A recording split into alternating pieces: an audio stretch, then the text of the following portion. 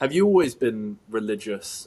Did you like want to get like be go and be a pastor? Like what sort of things were you before? Yeah, well, I was always brought up to go to church since I can ever remember. I remember being in the formative years as from about 5 or 6 going to a Baptist church, and not far from where we are now in Huddersfield, in Birkby. But although my parents, they were nominally Christian, they were kind of, hatch match dispatched kind of Christians, if you like. They came to their own personal faith in the 1960s. I was born in 1970, so I've never known not going to church.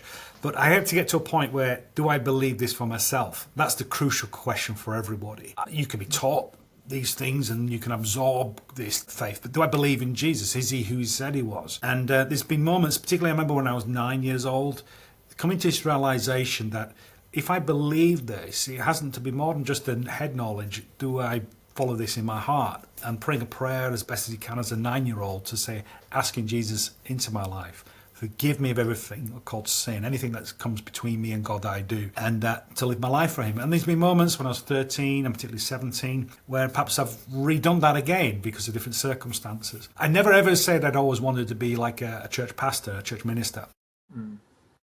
I've felt since I was 18 a call to something beyond what I was doing. I've worked in engineering for nearly 20 years, but that was like a slow evolving of perhaps circumstances and a sense of God's call, Zach, which is a little hard to define, but it's something you kind of feel an urge to do something and felt that compulsion within myself. And that was kind of confirmed when I was asked to join the leadership team in the church and take over, which, and it has to be a vocation, I think, as a church minister, because it's not an easy job. Lots of stresses and strains that come at you, demands which you can't do.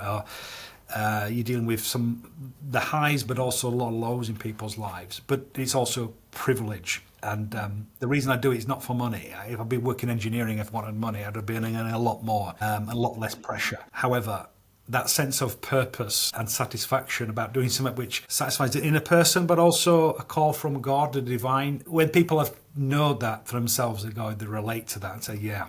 I mean, some people feel for art, don't they? And they feel called to be an artist or something like that. And this is certainly, you feel in that, this is when I'm most alive. This is what I'm meant to be doing. And that's certainly what I'm doing at the moment.